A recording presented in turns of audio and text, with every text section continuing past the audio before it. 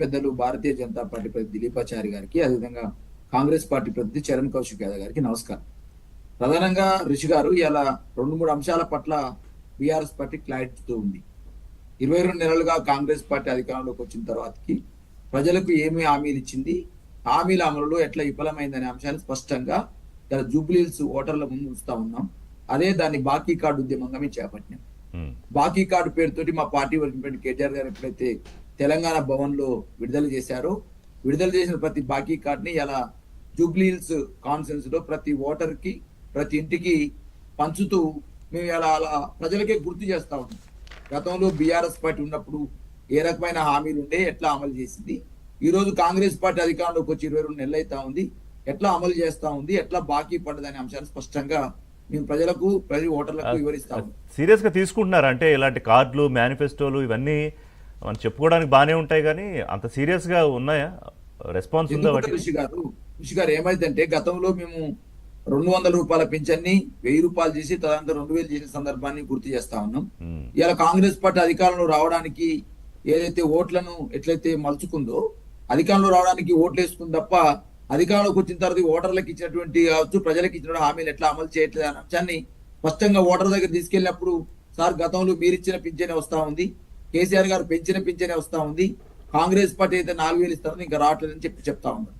వికలాంగుల దగ్గరికి వెళ్ళినప్పుడు అదే విషయాన్ని గుర్తు చేస్తా ఉన్నారు. మహిళలకు సంబంధించి దగ్గరికి వెళ్ళినప్పుడు, సార్ వాస్తవం 2500 ఇస్తామన్నారు, మాకు ఇంతవరకు రాలేదని చెప్తా ఉన్నారు. అదే విధంగా వీళ్ళ సంబంధించి ఉచిత గ్యాసు, అదేవిధంగా 200 రూపాయల 200 యూనిట్ల ఉచిత విద్యుత్ ఏదైతుందో అందరికీ అమలు కావట్లేదనే అంశాన్ని గుర్తు చేస్తా ఉన్నారు. కాబట్టి నిరుద్యోగులకు సంబంధించి సార్ అలా సార్ నేను జూబ్లీహిల్స్ సంబంధించినటువంటి ఏదైతే నామినేషన్ల స్వీకరణ సంబంధించి ఆ సంఘటన గుర్తు చేస్తా ఉంటే, ఇలా రాష్ట్రంలో RRR సంబంధించినటువంటి బాధితులు వచ్చి నామినేషన్ చేయడం కావచ్చు, అదే విధంగా నిరుద్యోగులకు సంబంధించి నామినేషన్ వేయడం కావచ్చు, అదేవిధంగా ఫార్మాసిటీ సంబంధించినటువంటి బాధితులు వచ్చి నామినేషన్ వేయడం కావచ్చు, లగచర్లకు సంబంధించిన అంశాన్ని స్పష్టంగా తెలియజేస్తూ వాళ్ళ నామినేషన్ ఇవన్నీ ఎన్నిసారి ఇవన్నీ వేయడానికి 211 నామినేషన్లు పడ్డాయి, కానీ ఫైనల్ గా 58 మంది ఎన్నికన్నా సహజంగా జరుగుతాయి కదా బాలరాజు గారు. దీంట్లో చాలా అంశాలు ఉంటాయి, మనం కొన్ని మాట్లాడుకోగలం, కొన్ని మాట్లాడుకోలేం, కానీ బట్ ఎనీవే అది ప్రాతిపదికగా తీసుకుందామంటే దాని మీద చర్చిద్దాం. ఋషి గారు ఇలా ప్రతి అంశాన్ని బీఆర్ఎస్ పార్టీగా డెఫినెట్ గా ప్రజల ముందు ఉంచుతా ఉన్నాం. అది మా ప్రతిపక్ష పార్టీగా ఇవాళ మా బాధ్యత. గతంలో గోపీనాథ్ గారు 3 సార్లు అక్కడ ఎమ్మెల్యేగా పనిచేసినారు.